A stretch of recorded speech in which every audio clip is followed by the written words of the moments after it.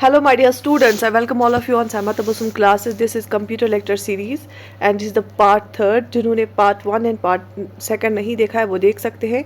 Playlist बना के हैं हमारी चैनल पे और let's get started for the part third. Question number 1 is on your screen. Harmful programs used to disrupt computer operation, gather sensitive information or gain access to private computer systems are commonly referred to as. Commonly इन सबको क्या बोला जाता है? ऐसे harmful programs जो malicious programs होते हैं, harmful programs होते हैं जो आपके कंप्यूटर के ऑपरेशंस को डिसरप्ट करते हैं, उनकी स्पीड कम करते हैं, उनको रोक देते हैं और सेंसिटिव इन्फॉर्मेशन गैदर करते हैं या वो एक्सेस गेन कर लेते हैं फॉर प्राइवेट कंप्यूटर सिस्टम्स, उनको क्या क्या बोला जाता है? Option A adware, option B malware, option C computer virus, option D spyware, option E none of these.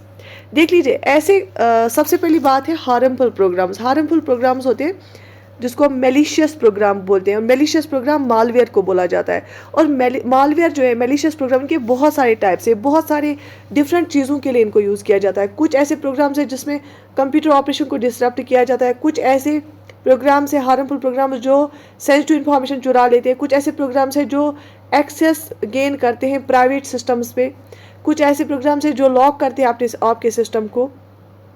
तो there are different types of malicious software, there are different types of harmful softwares और उनको क्या बोला जाता है? उनको malware बोला जाता है. और ये जो एडवेयर, कंप्यूटर वायरस, स्पाईवेयर है ना, ये टाइप्स ऑफ मालवेयर है. ठीक है, so option be here is the right answer. Moving forward,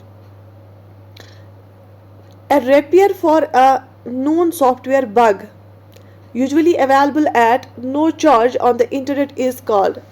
जब हमारे सॉफ्टवेयर में एरर होता है ना, उसको हम बग बोलते हैं. उस बग को रिपेयर करने के लिए यूजुअली जो इंटरनेट में फ्री ऑफ चार्ज अवेलेबल होता है उसको क्या बोलते हैं? FAQ. FAQ होता है फ्रीक्वेंटली आस्क्ड क्वेश्चंस, है ना. ट्यूटोरियल होता है कोई चीज़ दिखाने के लिए. वर्जन होता है जब अपडेटेड वर्जन आता है. तो ऑब्वियसली ऑप्शन बी आएगा आंसर. पैच उसको बोला जाता है.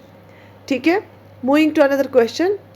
A digest typically connects personal computers within a limited geographical area, usually within a single building. ऐसा कौन सी चीज़ है इस ऑप्शंस में से जो पर्सनल कंप्यूटर्स को एक दूसरे के साथ जोड़ते हैं, लेकिन कहाँ पे जोड़ते हैं? With in limited geographical area. मतलब ज़्यादा दूर दूर नहीं, नज़दीक नज़दीक जब कंप्यूटर्स होते हैं. यूजुअली जब एक ही सिंगल बिल्डिंग में कंप्यूटर्स होंगे, कोई फर्स्ट फ्लोर पे होगा, कोई सेकंड फ्लोर पे होगा, कोई एक रूम में होगा, कोई दूसरे रूम में होगा. तो कौन जोड़ता है? Option A here is the right answer. Local area network, LAN जिसको हम बोलते हैं. लैन एक नेटवर्क टाइप है जिसमें एक पर्सनल कंप्यूटर्स को जोड़ा जा सकता है, और लेकिन कहाँ पे? लिमिटेड जियोग्राफिकल एरिया है, एक पर्टिकुलर बिल्डिंग में. ठीक, ओके. बाकी भी ये टाइप्स ऑफ नेटवर्क्स ही है. VPN बोलते हैं वर्चुअल प्राइवेट नेटवर्क को. ओके, उसके बाद which of the following memories not needs refresh. इन ये टाइप्स ऑफ मेमोरीज दी गई हैं, इनमें से कौन सी मेमोरीज को रिफ्रेश करना ज़रूरी नहीं होता है?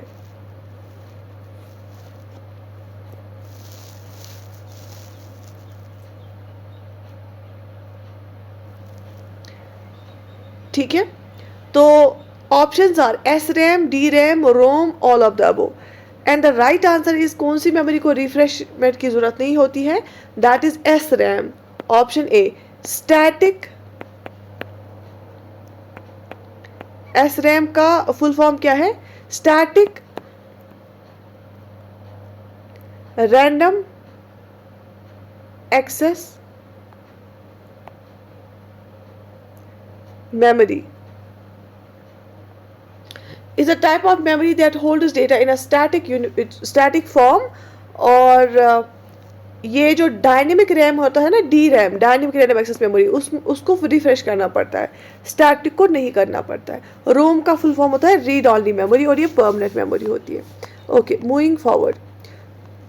Question number 29. What database key uniquely identifies a record within a table. Database में हमारे डिफरेंट टेबल्स होते हैं जिनको आपस में जोड़ा गया होता है, और उसमें जो पर्टिकुलर डेटा हम रखते हैं एक जगह, उसको रिकॉर्ड बोला जाता है. तो कौन सी की आइडेंटिफाई करती है एक रिकॉर्ड को यूनिकली? ठीक है, जो हर एक रिकॉर्ड के साथ यूनिक की एक होती है, वो कौन सी की है? And here the right answer is primary की. Primary key is used to uniquely identify a record within a table. Database की जो टेबल्स होती है वहाँ पे जो रिकॉर्ड्स हमारा होता है, डेटा होता है, उसको बिल्कुल अलग तरीके से यूनिकली अगर हमें आइडेंटिफाई करना होता है तो प्राइमरी की होती है. So option A here is the right answer. A dash dash is a built-in mathematical formula included in Excel. हमारा जो एप्लीकेशन सॉफ्टवेयर है माइक्रोसॉफ्ट ऑफिस, जिसमें पीडीएफ बनाई है, जिसमें हम प्रेजेंटेशन बनाते हैं, जिसमें हम एक्सेल शीट्स बनाते हैं, वर्ड फाइल बनाते हैं, तो वो जो एप्लीकेशन सॉफ्टवेयर है उसमें एक है MS एक्सेल. और Excel dash is a built in mathematical formula, मतलब जब हम एक्सेल में ऑलरेडी हम डाल के रखते हैं मैथमेटिकल फार्मूला और फिर उन मैथमेटिकल फार्मूलाज को यूज़ करते हैं एक्सेल शीट्स में. जैसे हमें असेंडिंग ऑर्डर में डेटा को लाना होता है, डिसेंडिंग ऑर्डर में लाना होता है, या हमारे पास डेटा होता है, हमें देखना होता है हाईएस्ट मार्क्स किसके आए, एवरेज कैलकुलेट करना होता है. उसके लिए जो फॉर्मूला लगते हैं वो हमने ऑलरेडी उसमें इनबिल्ट ही होते हैं, बस हम उनको यूज़ करते हैं. लेकिन उनको बोला क्या जाता है? Function, cell, formula, range, none of these. Basically cell होता है, जैसे ऐसे होता है ना रोज एंड कॉलम्स जहाँ मीट करते हैं वहाँ सेल क्रिएट होती है और इसी सेल में डेटा होता है, ठीक. और इसको बोला जाता है, जो इनबिल्ट मैथमेटिकल फार्मूलाज है ना, उनको क्या बोला जाता है? उनको फंक्शन बोला जाता है. FN function. Okay, moving forward.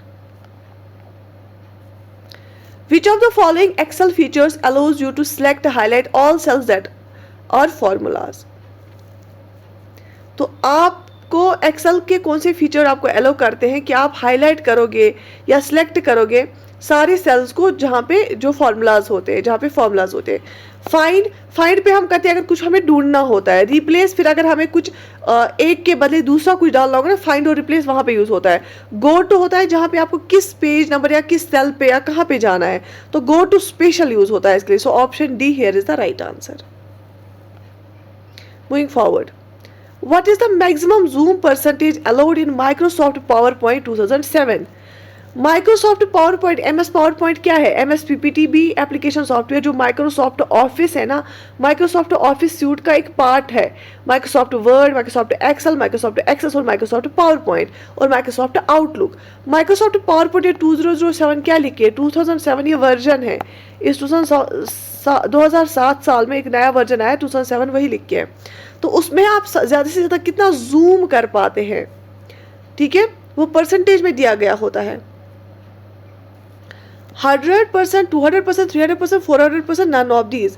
And yes, the right answer is आप ऑप्शन डी 400% जूम कर पाते हैं. इसमें जूम कर होगा नज़दीक लाना कोई चीज़, जैसे मैं आपको ये करो जूम कर रही हूँ, फिर इसको वापस जूम आउट कर दूंगी, ठीक है. Okay, next question. In MS Word 2010, the feature for word count is available in proofing under which of the following tab? हमारा जो Microsoft वर्जन 2010 है उसमें MS Word जो है उसका जो फीचर है ना, वर्ड काउंट का फीचर, जब हम प्रूफिंग करते हैं, चेक करते हैं स्पेलिंग ठीक है, बाकी ग्रामर्स ठीक है, जहाँ पे प्रूफिंग होती है, तो वर्ड काउंट फीचर एक है वहाँ पे. वो किस टैब के अंदर है? क्योंकि टैब होते हैं ना वो बटन जिसमें एक से ज़्यादा फीचर्स होते हैं, तो किस टैब के अंदर है? क्या होम टैब के अंदर है, क्या रिव्यू टैब के अंदर है, क्या इंसर्ट के अंदर है, क्या व्यू के अंदर है? जब हम कोई चीज़ लिखते हैं फिर हम देखते हैं प्रूफिंग करते हैं, इसमें कोई गलती तो नहीं है. So word count is available in proofing under review tab. Review tab के अंदर ये प्रूफिंग के अंदर वर्ड काउंट अवेलेबल है, ठीक है, शाबाश. ये सारी टैब्स होते अवेलेबल, होम भी, रिव्यू भी, इंसर्ट भी, व्यू भी और रेफरेंसेस भी. ये MS वर्ड में भी और MS बाकी में भी होते हैं, माइक्रोसॉफ्ट एक्सेल एक्सेस में भी, ठीक है. Another question. A computer can not boot if does not have the dash dash. एक बूटिंग आपने देखी होगी, कंप्यूटर में बूटिंग होती है, वो बूट नहीं कर सकता है अगर उसमें क्या नहीं होगा?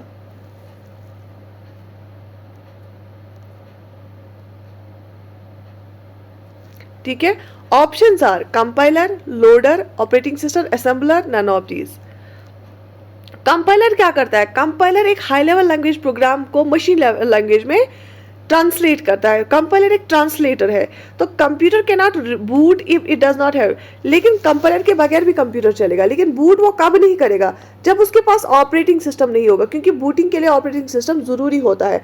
ऑपरेटिंग सिस्टम होता क्या है? बेसिकली ऑपरेटिंग सिस्टम इंटरफेस होता है कंप्यूटर के यूज़ करने वाले और कंप्यूटर हार्डवेयर के बीच में जो इंटरफेस होता है ना, वो ऑपरेटिंग सिस्टम होता है।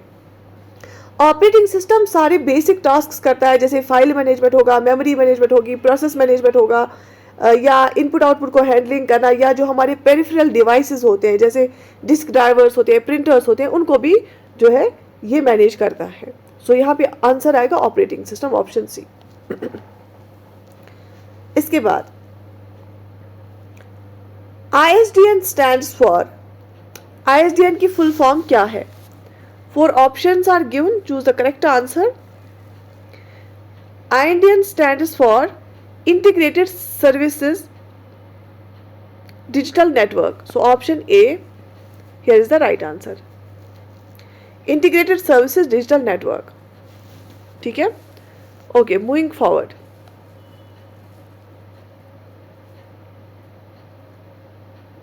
What type of resource is most likely to be a shared common resource in a computer network? What type of resource is most likely to be a shared common resource in a computer network? Keyboards, speakers, floppy disk drivers, printers, none of these.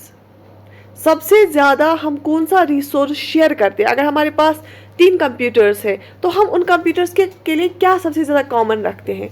Obviously सबसे ज़्यादा common रखा जाता है, अगर हम offices की भी बात करेंगे, प्रिंटर्स। Option D. आप देखोगे जो हमारे लैंड में कंप्यूटर्स होते हैं, अगर हमारे एक बिल्डिंग में ऑफिस चल रहा है, हमारे पास एक ही कंप्यूटर होगा। अगर 3 बिल्डिंग्स होंगे, 1 या 2 कंप्यूटर्स होंगे। हम हर एक सिस्टम को प्रिंटर होगा, हमारे पास एक ही प्रिंटर होता है, एक ही बिल्डिंग में एक प्रिंटर होता है। 2-3 बिल्डिंग्स होंगे, 1 या 2 प्रिंटर्स होंगे, क्योंकि हम प्रिंटर्स एक ही रखते हैं या 2 ही रखते हैं। हम हर कंप्यूटर के साथ प्रिंटर नहीं रखते, हम 5-6 कंप्यूटर्स के साथ एक प्रिंटर रखते हैं। ठीक है? और प्रिंटर एक आउटपुट डिवाइस है जहाँ से हम प्रिंट आउट निकालते हैं। Another question. The most widely used type of database management system is the, जो हम database management system इस्तेमाल करते हैं, सबसे ज़्यादा कौन सा हम इस्तेमाल करते हैं? DBMS, डेटाबेस मैनेजमेंट सिस्टम में, जहाँ पे जैसे हमारा MS एक्सेस होता है, तो डेटाबेस मैनेजमेंट सिस्टम सबसे ज़्यादा कौन हम इस्तेमाल करते हैं? Flat database management, network database management, relational, hierarchical, और सबसे ज़्यादा यूज़ होने वाला होता है कौन सा? शाबाश, रिलेशनल डेटाबेस। उसको हम RDBMS भी बोलते हैं, रिलेशनल डेटाबेस मैनेजमेंट सिस्टम भी बोलते हैं। ठीक है? And it is based on relational model as invented by E.F. Codd ने इसको इन्वेंट किया।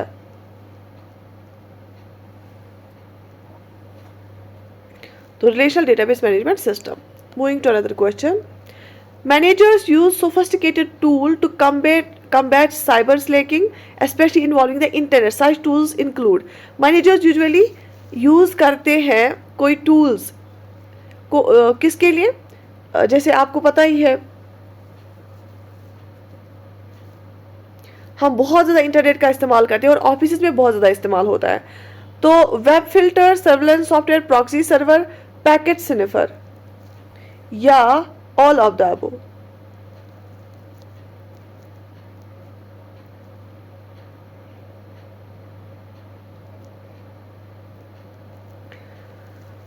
तो जब भी मैनेजर्स यूज़ करते हैं, ऑब्वियसली ऑफिस में यूज़ किया जाता है, ऑब्वियसली बहुत सारी चीज़ें उस पर की जाती है, इवन पर्सनल यूज़ के लिए भी किया जाता है।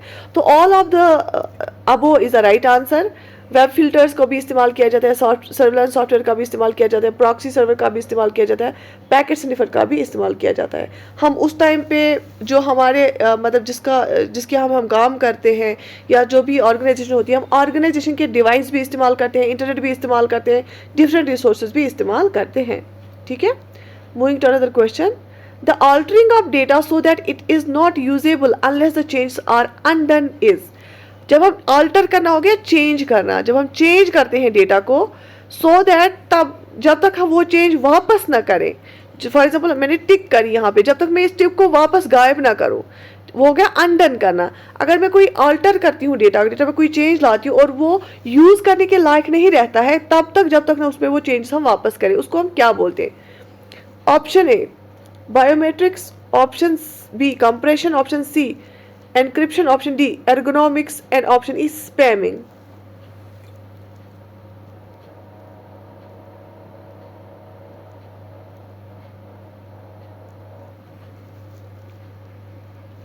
अब देखो क्या होता है, basically encryption is the most effective way.